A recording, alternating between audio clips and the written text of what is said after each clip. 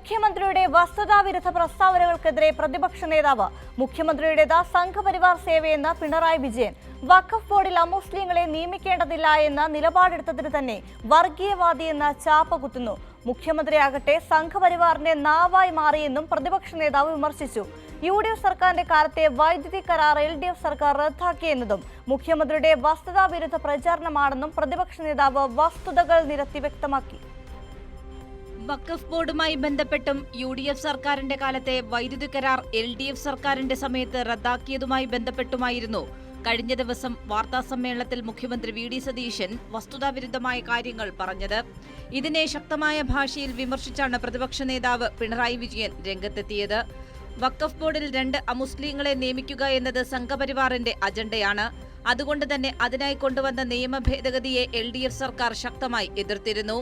കാലാവധി കഴിഞ്ഞതുകൊണ്ട് വഖഫ് ബോർഡിൽ 2 സീറ്റുകൾ ഒഴിച്ചിട്ട് പുനഃസംഘടിപ്പിക്കുകയും നിയമ ഭേദഗതിക്കെതിരെ നിയമ പോരാട്ടവും LDF ആരംഭിച്ചിരുന്നു.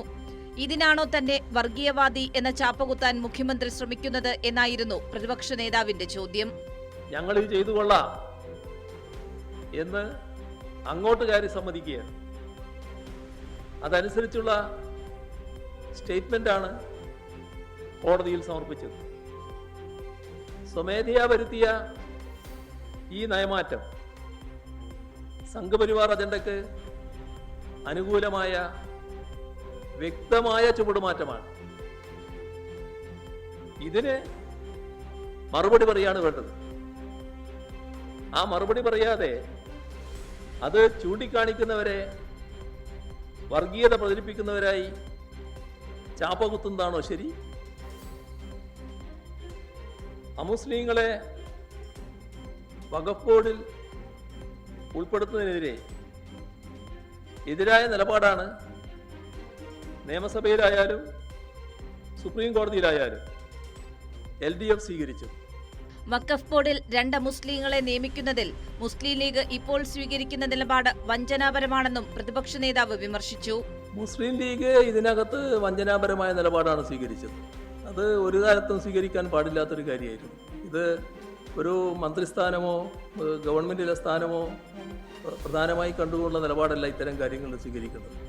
UDF സർക്കാരിന്റെ കാലത്ത് ആരംഭിച്ച വൈദ്യുതി കരാർ LDF സർക്കാർ അല്ല റദ്ദാക്കിയത്. റെഗുലേറ്ററി കമ്മീഷന്റെ അംഗീകാരമില്ലാതെയായിരുന്നു UDF സർക്കാർ കരാർ നടപ്പാക്കിയത്. LDF സർക്കാർ അധികാരത്തിലെത്തിയപ്പോൾ സംസ്ഥാനം വൈദ്യുതി പ്രതിസന്ധി നേരിടും എന്നതുകൊണ്ടാണ് ആ കരാർ റദ്ദാക്കാതെ മുന്നോട്ടുപോയത്. റെഗുലേറ്ററി കമ്മീഷന്റെ ഇടപെടലിന്റെ അടിസ്ഥാനത്തിലാണ് കരാർ റദ്ദായതെന്നും പ്രതിപക്ഷ നേതാവ് വിശദീകരിച്ചു. വൈദ്യുതി ആവശ്യകതയുടെ പേരിൽ കരാറുമായി മുന്നോട്ട് പോകാനാണ് അന്ന് സംസ്ഥാനം തയ്യാറായത്. പക്ഷേ റെഗുലേറ്ററി കമ്മീഷൻ അതിൽ നിയമപരമായ നിലപാട് സ്വീകരിച്ചു. ടെൻഡറിലെ അപാകത ചൂണ്ടിക്കാണിച്ച് 2022 റെഗുലേറ്ററി കമ്മീഷൻ ഈ കരാർ റദ്ദാക്കുന്ന ഉത്തരവിട്ടു. സംസ്ഥാനത്ത് മഴ കുറഞ്ഞു എന്നത് വസ്തുതയാണ്. ഇതിലും വലിയ പ്രതിസന്ധി കാലഘട്ടത്തിലും LDF സർക്കാർ ലോഡ് ഷെഡിംഗ് ഏർപ്പെടുത്തിയിട്ടില്ല. എന്നാൽ കൃത്യമായ മുന്നൊരുക്കം ഇല്ലാത്തതാണ് ഇപ്പോൾ സംസ്ഥാനം നേരിടുന്ന വൈദ്യുതി പ്രതിസന്ധിക്ക് കാരണമെന്നും പ്രതിപക്ഷ നേതാവ് മുഖ്യമന്ത്രിയെ ഓർമ്മിപ്പിച്ചു. കൈരളി ന്യൂസ്, തിരുവനന്തപുരം.